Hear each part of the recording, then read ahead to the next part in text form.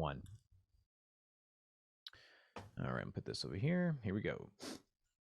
Hello, everyone. Welcome to this week's conversation on the YouTube Creators Hub podcast. Dusty Porter, the host of the show here, as always, joined today by Justin Moore, who is a sponsorship coach and the founder over at Creator Wizard. You can find him on YouTube and all the socials. A school and community that teaches people how to find and negotiate your dream brand deals so that you stop leaving thousands of dollars on the table, which is something that I see all the time working with YouTube creators.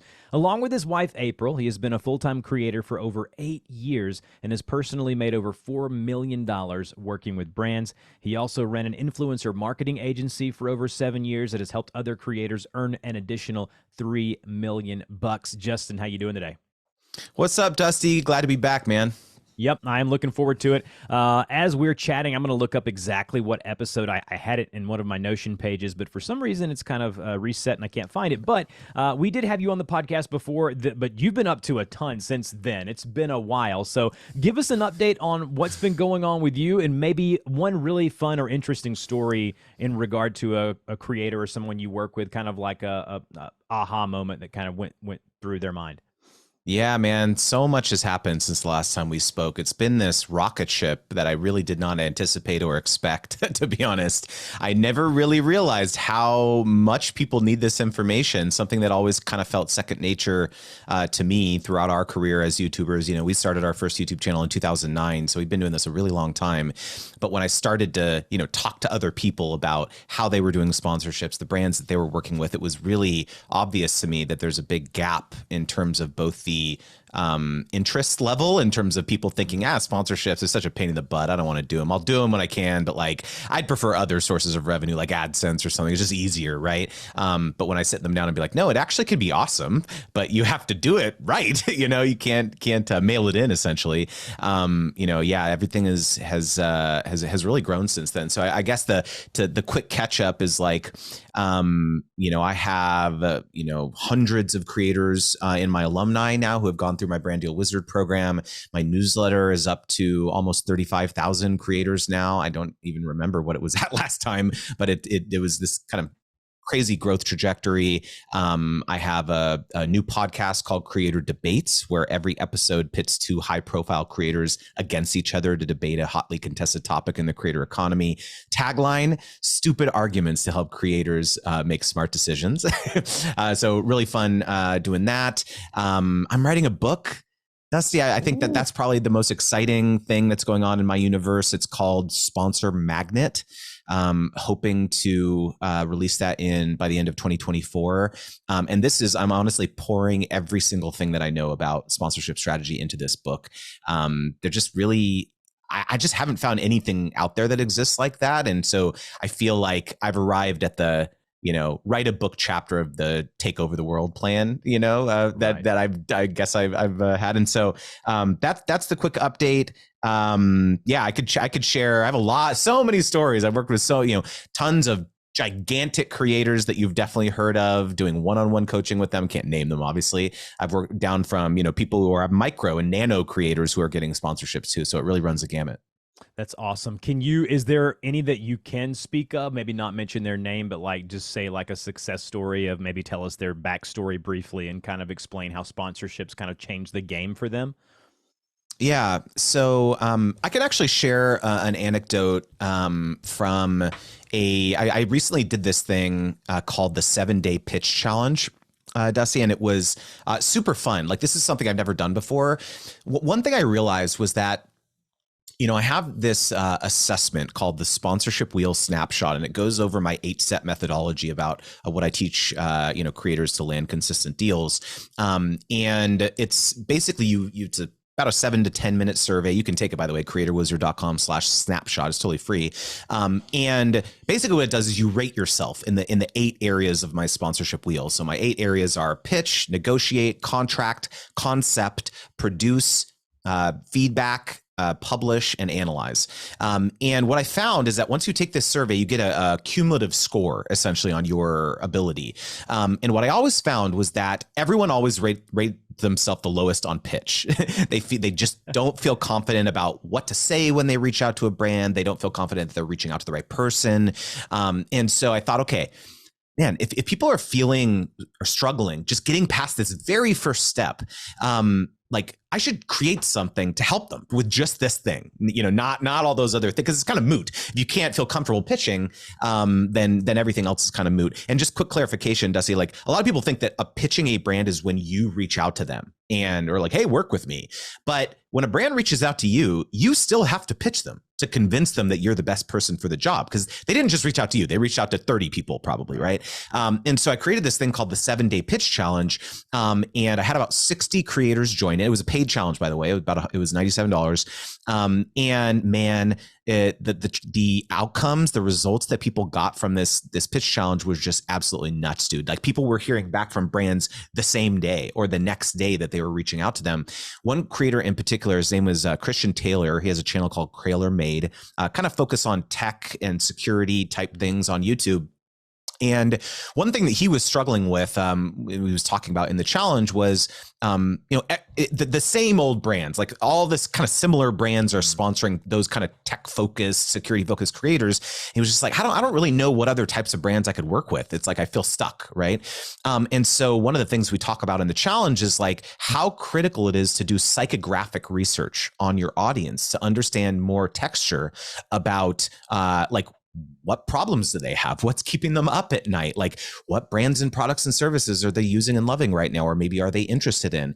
And basically it comes down to just like sending out a survey. And so what Christian did is he did a poll on his YouTube community tab. And he discovered that 70% of his audience is interested in home security as well. So not just like online security and privacy and things like that. It kind of makes sense. It's like, if you're interested in that online, you probably want to keep your family safe in real life too. Right. And so he was like, wow, this is fascinating. So he turned around and crafted a really compelling pitch to a residential alarm company, basically like a security company. And so I love this because it's kind of a mini win. It's like, it's realizing it's not just like, oh, I got this brand deal for so much money. It's realizing like, wow, I'm not just shackled by the brands that I think are the only types of folks that I can work with. That's amazing. I love that. I love what you have going on over at Creator Wizard. It was episode 315 that you were on the podcast. It was in August of 2022, so almost 2 years ago here in a few months. And so there's been, since 2022 and 2024, there's been a lot go on, in your personal life and your professional life. I think that sometimes sponsorships kind of get looked at as kind of like the ugly stepchild in kind of the YouTube workflow of things, because it can get ugly, how you approach it. Do you do a cold email? Do you DM them on LinkedIn or Instagram? What would you say are the most common mistakes that creators make when it comes to sponsorships, whether it be during the pitch or during the negotiations or whatever it may be? I'd love to hear your perspective, being you've worked with so many large creators with this. Like, what are the mistakes that folks make that kind of help them, not help them, but discourage the people from working with them? We could go a lot of different directions with this because there's a lot of mistakes. Let me do one that's actually maybe a little bit surprising, which is that inbound opportunities, meaning brands, when they reach out to you saying, hey, we would love to collaborate with you, everyone thinks that that's the gold standard. They think like, if I build it, they will come. If I just keep working on my YouTube channel, I keep growing, I get more views, brands will notice me. So finally they'll notice me, right? And what I have found over the years, doing literally over 500 sponsorships personally for my wife and I's YouTube channels and social media over the years, but also getting hundreds of deals for other creators through the agency that I ran, is that it's actually outbound pitching and outbound prospecting that will ultimately lead to the most lucrative sponsorships for you. What happens when a brand reaches out to a creator with a campaign in hand? What I like to say is that campaign is basically fully baked. It's like they have already determined almost everything about the way that campaign is going to go down. They say, hey, it's a 90-second shout out integration on your YouTube channel. Can you do it or not? Here's the usage rights. Here's the exclusivity. Here's exactly what you have to say about the product. Take it or leave it, basically. Right. And when they're reaching out to you, basically already like 95% of the legwork has already been done internally at the brand to say, this is what we want this to be about.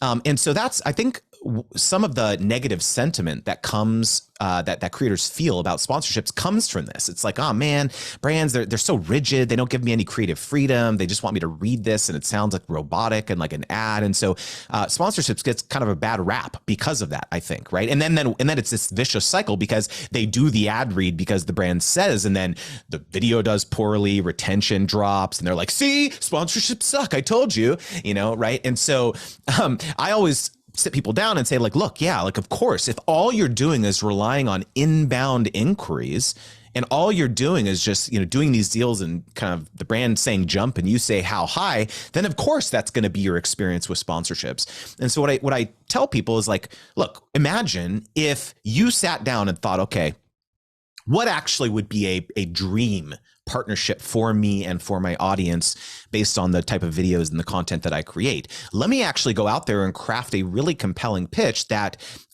it's kind of a clean slate. It's a blank slate where, yeah, this brand may not have an active campaign where they're like ready to hire me right away or a budget allocated ready for me right away.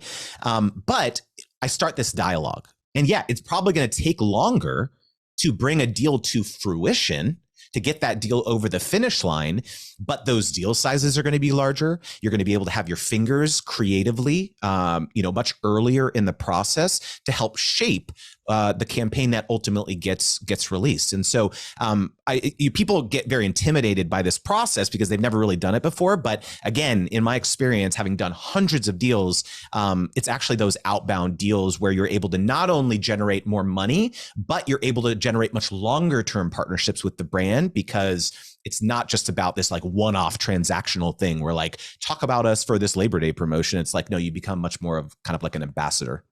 To follow that up, exactly what you're saying is that I find that smaller to medium-sized creators, just from working with them and having some on the podcast, where they often kind of stumble is that they're eating up anything that comes their way.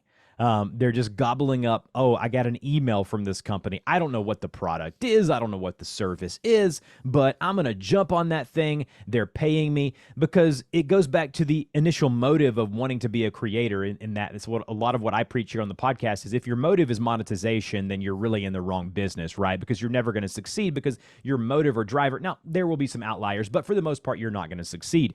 And it's interesting to hear you say about, have some back and forth. These pre-made, I'm dealing with one right now where a company came at me, and I'll get a little behind the curtains here on the podcast, but they came to me and said, hey, we want you to produce 2 videos, one to be on your YouTube channel and one to be kind of an ad for the product. It's a software as a service, right? And I told them my price. I actually emailed a good friend of mine, a friend of yours, I think Nick Nemeth, and he and I were kind of going back and forth on some things, and I'm not going to divulge any private things that he told me, but basically he said, I'm not going to turn my camera on unless it's, X amount of dollars. And I think that he can say that and do that because of how large of a creator and how confident he is. But these smaller creators lack so much confidence that they're willing to jump at anything. What's your feedback? I mean, what would you say about that in regards to people just willing to take anything and just throwing away all the trust they've earned with their audience?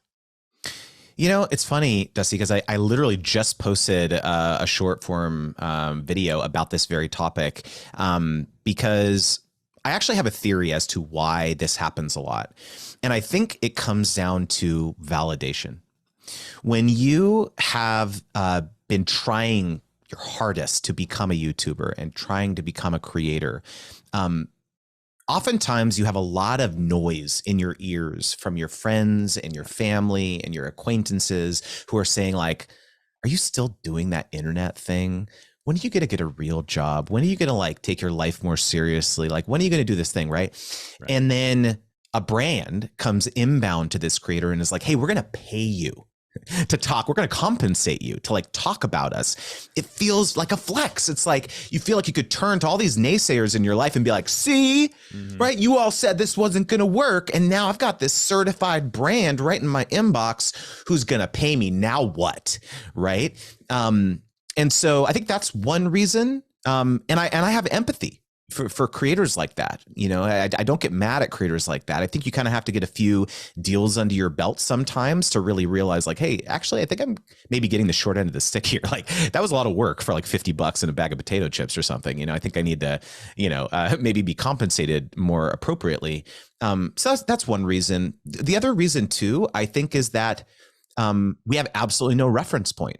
As a smaller creator, maybe you don't have any friends or peers in the industry. You were able to email Nick, but a lot of people maybe don't have any friends, don't know anyone in their real life who's really doing this. And so $50, sure. Yeah, that sounds reasonable. Why not? I call this, when I talk about in my program, this is called competitive pricing, where you email your peers and you're just like, hey, how much do you charge?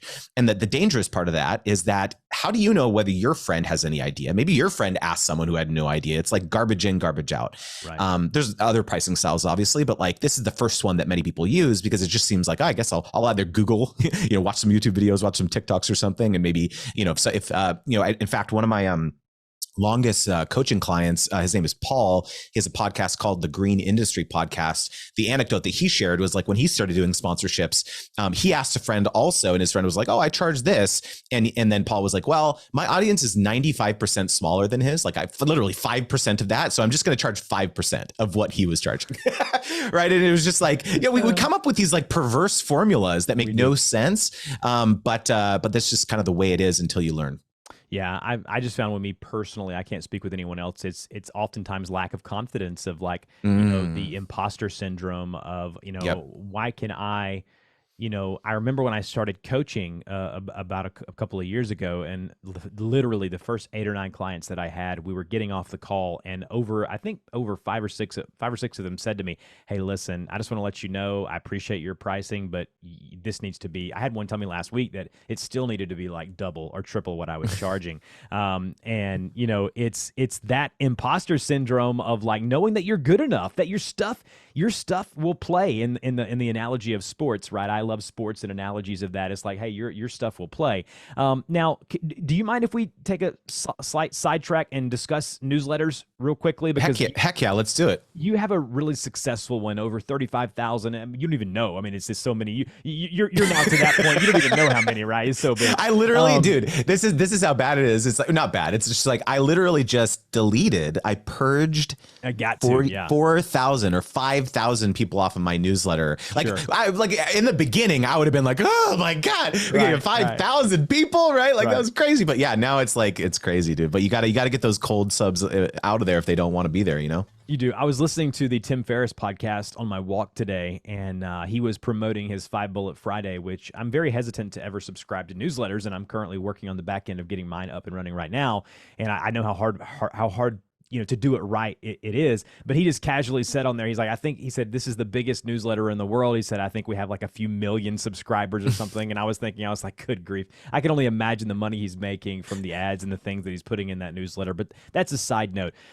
When you think of newsletters in relation to YouTubers and just content creators, it is one of my biggest failures as a business person, as someone who runs a business, that I don't have one up yet. I believe that with my audience on the podcast, I mean, I now have over 14 million downloads on the podcast, which in podcasting terms is in the upper 2 to 3%. I know for a fact that I could have had an email list, maybe not as big as yours, but certainly to a point to where I could have that as another monetization method for me. So can you talk about newsletters in relation to content creators, and when you talk to them behind the doors, do you say, hey, listen, you need to have a newsletter? Yeah, 100%. I mean, in fact, I was on a coaching call yesterday or the day before, speaking with a very large creator who had an email list in the 6 figures of people on the newsletter, and has not sent a single thing to them. Holy cow. And, I think, a lot of people think, a lot of YouTubers think that the purpose of an email list is if you want to sell something directly to them.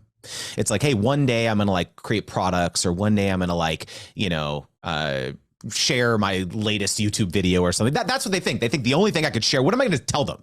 Right? Oh, my latest YouTube video is out. Like, yeah, that's it. Right. And it's not worth my time. I'm just like, I'm a YouTuber. I want to focus on making great videos. Right. And when I sit people down, I say something very simple about the idea of having a newsletter. Let's first talk about the importance of it. Obviously, the number one most important reason is to have a direct connection with your audience, right? So that if your YouTube channel ever gets hacked, or you ever get demonetized, or for whatever reason, you're no longer able to have access to your YouTube channel, which may be your primary revenue stream, you're able to have a direct connection with your audience, to email them and be like, hey, this happened. I'm really bummed, but I'm going to move over here, or I'm going to be on this other platform over here. You can still follow me. So like, that's the most important reason, of course. But the other important reason is that the most important thing you should be thinking about as a creator is like, how can I serve my audience? How can I serve my viewers? And I would almost guarantee you that your audience could be very capably served by you in other content formats, not just video.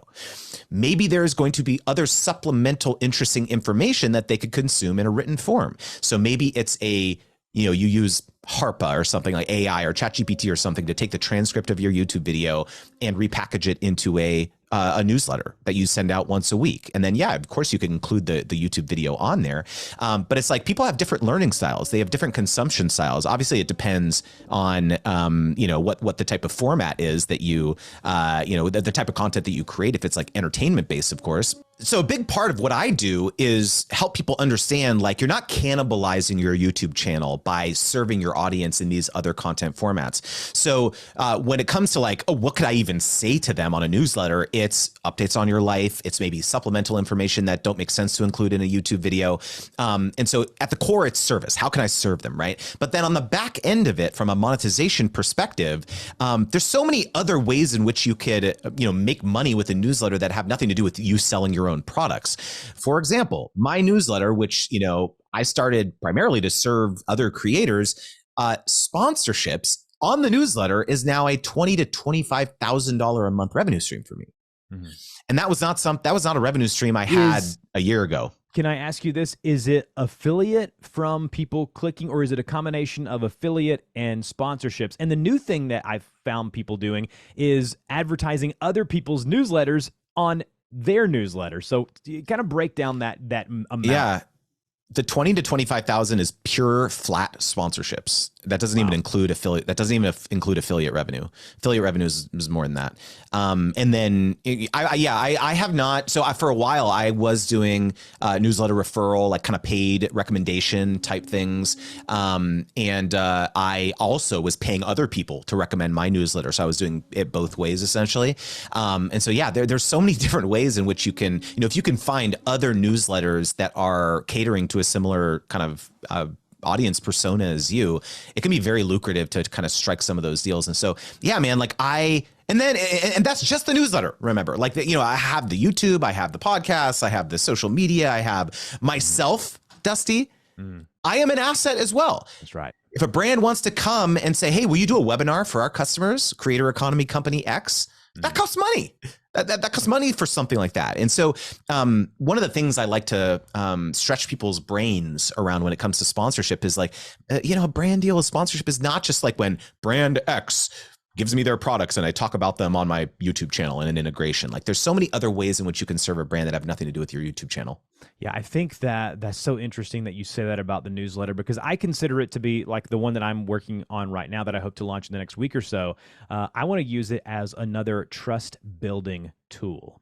And what I mean by that, and that creators listening to this, I want you to understand this clearly, that your YouTube channel is a branch on your tree, right? Justin just mentioned many branches on his tree: the YouTube channel, the newsletter, the podcast, the Creator Academy, whatever it may be. You just need to have your different branches, and they all need to come back to your core kind of principles of what you are as a business. But I use my podcast as a trust building mechanism. I mean, I was listening to the Tim Ferriss podcast this morning on my walk, and I remember someone early on in my podcast said, the first minute of this guy's podcast is just him shilling or sponsor, him talking about his sponsor.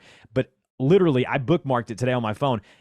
his podcast this morning, the first 9 minutes was just sponsored. I mean, maybe not 9, it might have been 7 or 8, but it was an obscene amount of time. So people will listen, and sponsors are paying because they're getting ROI on that. So I would use the newsletter, and am going to use the newsletter to share with creators the guests I've had on the podcast, the links that they've shared, and some things that I have going on in my business, and use that in tandem with the YouTube channel and the podcast and my speaking and all the things that we do as creators using ourselves as brands. So I love to hear you say that. Can I also provide maybe a mindset shift around the idea of selling your own stuff or talking about sponsors or anything like that? One other really common objection that I hear from YouTubers is like, okay, well, I don't want to talk about sponsors. Maybe they do sell stuff. Maybe they have a course, maybe they have other products, or maybe they're like, I don't want to talk about anyone else other than my own stuff. Why would I talk about a sponsor when I could talk about my own thing? I'll make more money. This type of idea. And I have this principle that I call audience first offers, which means that everything that you do has to be about your audience. It's not about you. And so this psychographic research exercise that we were talking about a little bit earlier, a lot of the questions that you should be answering, that you should be asking in these surveys, it's not just about brands, products, things like this. It's also like, hey, what services or products do you wish that I offered that I don't? You should be asking, what peers or other creators in our industry would you love to see me collaborate with, and why? And so, again, that kind of what's keeping you up at night thing. And so once you get this data back, you'll think, okay, there's a lot that I could serve my audience with my own, courses, digital products, books, speaking, whatever, SaaS program, whatever. There's things that, I'm going to sell directly to them. Great. But you know what? There's a lot of things that I'm not going to create. I'm not going to create a CRM for that, or I'm not going to create, this brand's products over here, or this type of thing. But you know what? My products, my audience says that they have that problem. So I should go out there and try to find sponsors to help my audience solve that problem. So I call it my PSA. You've got products, you've got sponsors, and then the final one is alliances.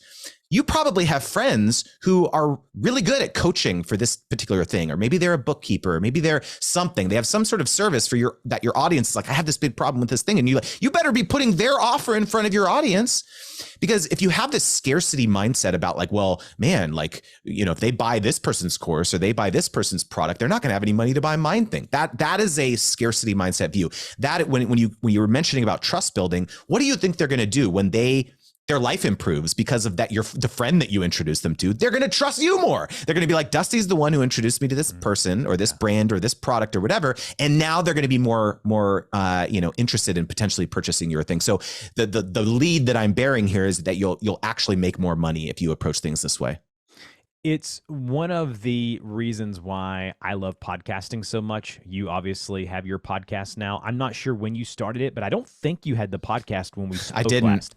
And maybe, hopefully, it was something that we talked about during the episode, might have spurred your interest in it. But either way, podcasting is such a fun way to build that trust, because these people are in your ear, you're in your audience's ear. It sounds disgusting, but you're literally with them as they walk, like I was this morning, or doing household chores, or like when I had smaller children. I can't do this now, but when I had babies, I would, if I would had to get up at night, or my wife would get up and I got up as well, then I'd be listening to a podcast or whatever it is. So I love podcasting as a tool in tandem with newsletters and YouTube channels and websites and all the things that we've talked about. So I want to talk about small creators and sponsorships. So people think that there's a threshold you have to reach. You got to have 1 million subscribers, which, by the way, subscribers is a vanity number. No, that's really not even a number people care about anymore.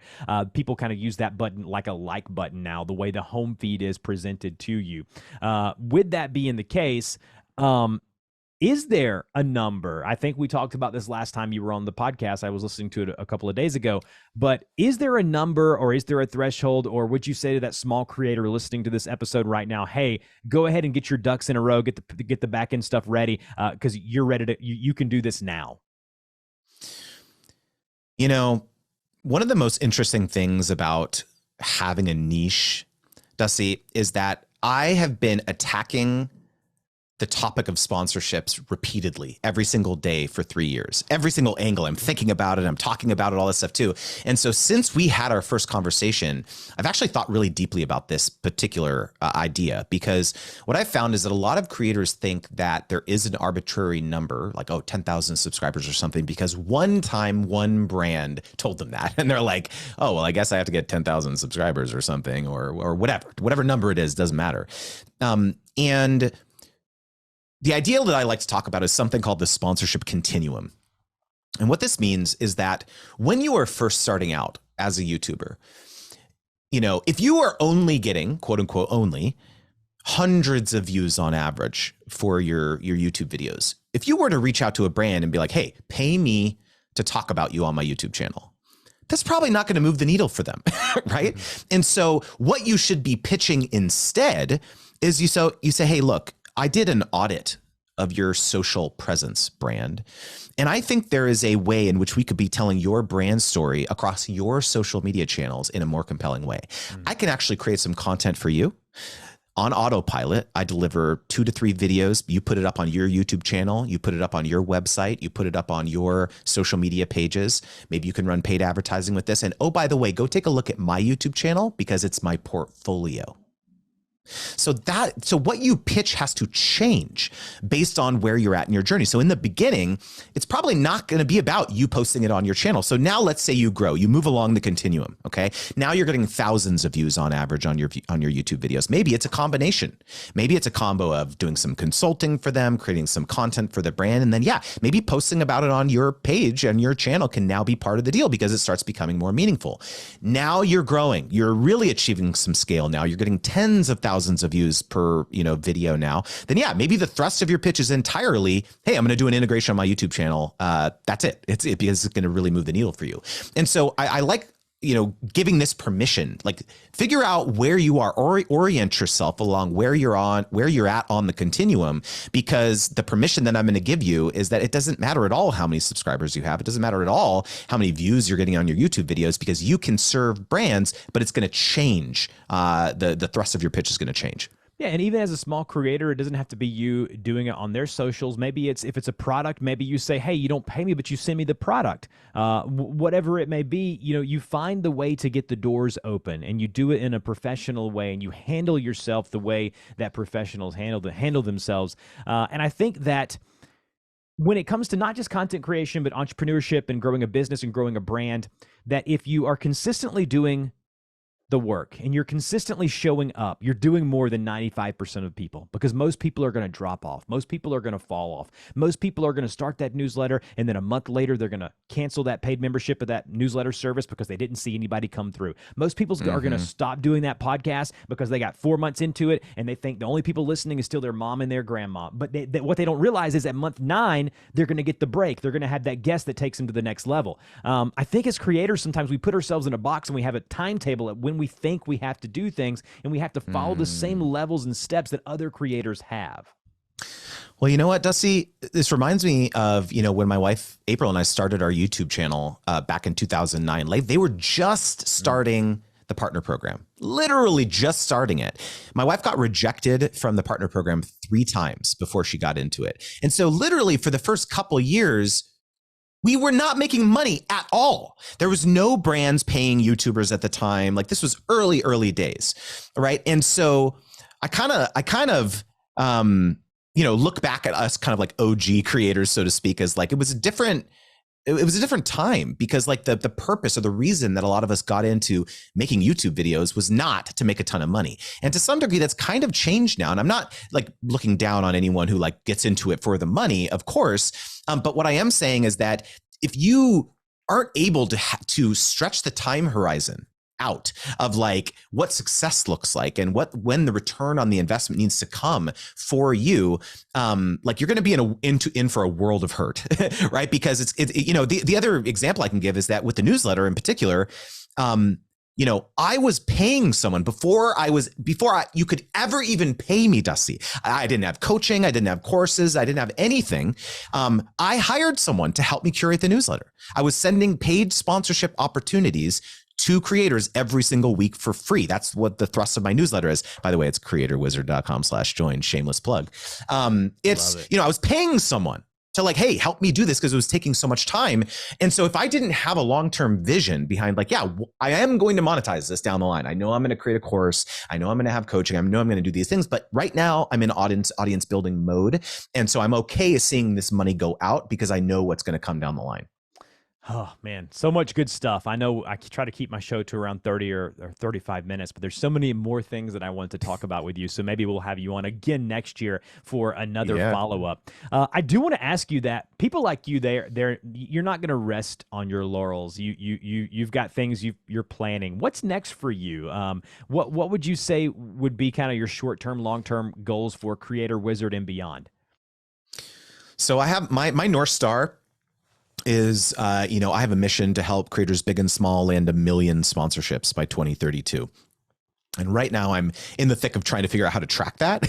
I've helped a lot of people right now, but I something about this goal really, really fires me up. And so it's just like helping more people, obviously writing the book, getting that published, and then a conference. I'm gonna be launching the Sponsorship Strategy Summit in 2025. And I'm really excited about that one in particular because I get really fired up when I'm around other people who love talking about this nerdy topic around sponsorships that I do. And there's nothing really that exists out there like this. Some creator conferences like Vid Summit and stuff have panels and stuff around brand partnerships, but there's no conference devoted to this. And if you look at any study out there, around like, YouTube revenue streams and stuff, like brand partnerships are literally the #1 bucket for most people, right? Beyond AdSense, of course. And so I think it only makes sense to have a conference devoted to this. And so, yeah, I'm kind of planning this out right now to make this happen. My wife, who is probably as far from the creator space as you can be, and she is a teacher. I love her to death, but she's not very knowledgeable about what goes on here in this realm, which is fine. I don't act like I know what goes on inside those 4 school, walls. I God forbid, that would be awful, right? So with that being the case, she now knows what an influencer is. That just shows you 5 years ago, she didn't. Now she consumes these Facebook reels and these TikToks of people organizing and people doing teachers that are doing it. And she's seeing these stories of teachers and principals quitting these jobs, making $45,000 a year, which, by the way, they're severely underpaid. For the teachers listening, they're now making they're making hundreds of thousands of dollars. In particular, a principal that she follows now is an entertainer and he's a comedian, but he's also an influencer. And she's like, I want to do that. I'm like, well, there's a little more to it. There's a lot to it. But that's just kind of where we are. And so my final question to you, Justin, is this: 2024 to 2020 to 2032, which is when you have your goal set, which is 8 years, give or take a few months. What do you think this next era of YouTube is going to be? What are going to be the important things? What are going to be the things that creators need to focus on going forward? With the rise of AI, I think there's a lot of uncertainty around like what YouTube is going to look like. And I don't have the answers. I'm not a futurist, but what I can say is that I truly believe that your unique voice of like what is your unique angle and the way in which you look at the world, that is going to be highly prized in the next 8 years, the next 15 years.